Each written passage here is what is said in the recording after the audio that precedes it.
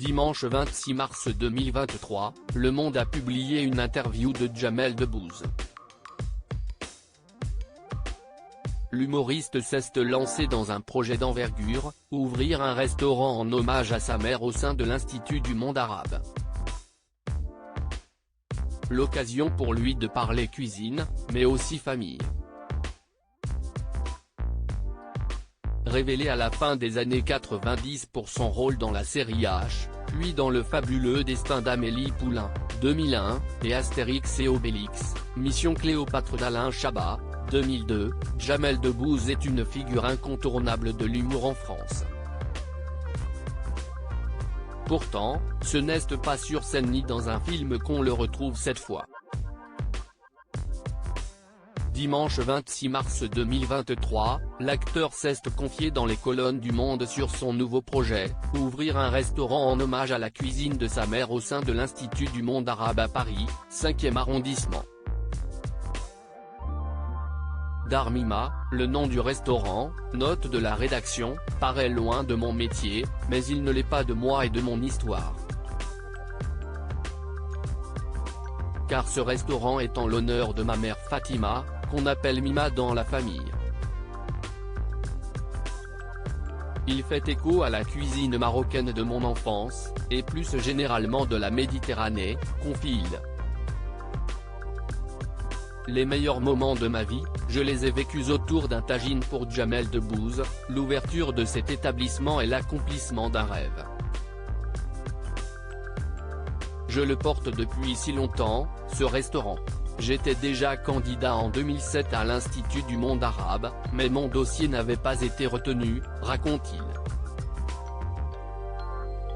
15 ans plus tard, le projet prend forme autour de la cuisine de sa mère. Elle a toujours cuisiné avec amour, mais aussi avec précision. Je m'en rends compte maintenant, mais chacun de ces gestes, ce n'est pas du folklore, il donne du goût au plat. C'est cette nourriture si personnelle que j'avais envie de partager. C'est bien simple, les meilleurs moments de ma vie, je les ai vécus autour d'un tagine. En installant cet établissement à l'Institut du monde arabe, l'humoriste le conçoit également comme étant au carrefour de ces deux cultures, arabe et française. Et pour cause. J'aime bien préparer aussi un bœuf bourguignon ou un gratin dauphinois si sa culture de naissance est très présente dans ses goûts, elle n'est pas la seule. Et son épouse, avec qui il partage sa vie depuis 2007, et pour quelque chose.